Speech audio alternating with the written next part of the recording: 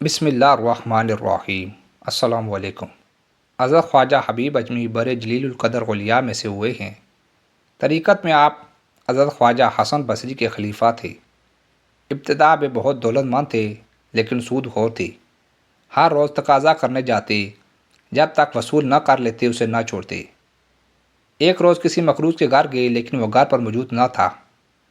اس کی بیوی نے کہا اس کے پاس قرض ادا کرنے کے لیے رقم موجود نہیں ہے، البتہ بکری ذبح کی تھی، اس کی گردن موجود ہے جو ہم نے گھر پر پکانی ہے، لیکن آپ اس صورت سے بکری کا گوشت زبردستی لے آئی اور گھر پہنچ کر بیوی سے کہا کہ یہ سود میں ملی ہے، اسے پکا لو۔ بیوی نے کہا کہ آٹا اور لکڑی بھی ختم ہے، اس کا بھی بندوبست کر دو۔ آپ دوسرے قرض داروں کے پاس گئی اور یہ چیزیں بھی سود میں لے آئی۔ جب کھانا تیار ہو گیا تو کسی سوالی نے آواز دی کہ بھوکا ہوں، کچھ کھانے کو دو۔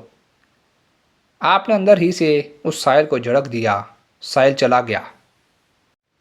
جب آپ کی بیوی نے ہانڈی سے سالن نکالنا چاہا تو دیکھا کہ وہ خون ہی خون ہے۔ بیوی نے حیران ہو کر شوہر کی طرف دیکھا اور کہا کہ اپنی شرارتوں اور کنجوسی کا نتیجہ دیکھ لو۔ خواجہ حبیب اجمی نے یہ ماجرا دیکھا تو حیرت زدہ رہ گئے۔ اس واقعے نے آپ کی زندگی میں انقلاب برپا کر دیا۔ اسی وقت سابقہ بے روی سے توبہ کی۔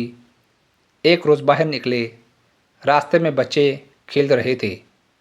انہوں نے خواجہ صاحب کو دیکھ کر چلانا شروع کر دیا، ہٹ جاؤ، حبیب سود خور آ رہا ہے، ہم پر اس کی گرد بھی پڑ گئی تو ہم بھی ایسے ہی ہو جائیں گے۔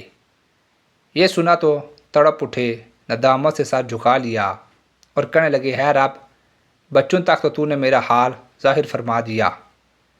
خواجہ حسن بصری کی خدمت میں حاضر ہو کر توبہ کی، سب قرض داروں کا قرض معاف کر دیا، اپنا سارا مال و اسباب برائے خدا میں دے ڈالا، عبادت و ذکر الہی میں مصروف ہو گئی اور سیم الدہر اور قیم اللیل رہنے لگے۔ کچھ عرصے بعد ایک دن پھر انہی لڑکوں کے پاس سے گزر ہوا تو انہوں نے آپس میں کہا، خاموش رہو، حبیب آبد جاتے ہیں۔ یہ سن کر آپ رونے لگے اور کہا کہ اے اللہ، یہ سب تیری طرف سے ہے۔ جب اس طرح عبادت کرتے ایک مدت گزر گئی تو ایک دن بیوی نے شکایت کی کہ ضرورت کیسے پوری کی جائے۔ آپ نے فرمایا کہ اچھا کام پر جاتا ہوں، مزدوری سے جو ملے گا لے آؤں گا۔ چنانچہ آپ دن بھر گھر سے باہر رہ کر عبادت کرتے اور شام کو گھر واپس آ جاتے۔ بیوی نے خالی ہاتھ دیکھتی تو کہتی کہ یہ کیا معاملہ ہے؟ آپ فرماتے کہ میں کام کر رہا ہوں، جس کا کام کر رہا ہوں وہ بڑا صحیح ہے، کہتا ہے وقت آنے پر خود ہی اجرت دے دیا کروں گا، فکر نہ کرو، لہٰذا مجھے اس سے مانگتے ہوئے شرم آتی ہے۔ وہ کہتا ہے ہر 10ویں روز مزدوری دے دیا کروں گا۔ چنانچہ بیوی نے 10 دن صبر کیا۔ جب آپ 10ویں روز بھی شام کو خالی ہاتھ کر واپس جانے لگے تو راستے میں آپ کو خیال آیا کہ آپ بیوی کو کیا جواب دوں گا۔ اسی خیال میں گھر پہنچے تو عجیب ماجرا دیکھا، عمدہ عمدہ کھانے تیار رکھے ہیں۔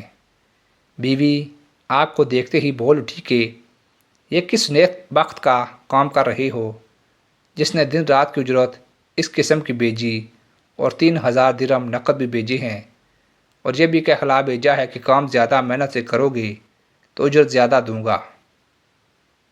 یہ دیکھ کر آپ کی آنکھیں اشک بار ہو گئیں۔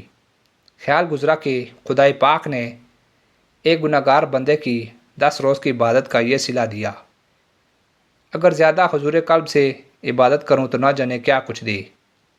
یہ خیال آتے ہی خلائق دنیا سے بالکل الگ ہو گئی اور ایسی عبادتیں اور ریاستیں کیں کہ اسرار الہی بے نقاب ہو گئی، عنایت الہی کا نزول شروع ہو گیا اور آپ کو مستجاب الدعوات کا درجہ مل گیا۔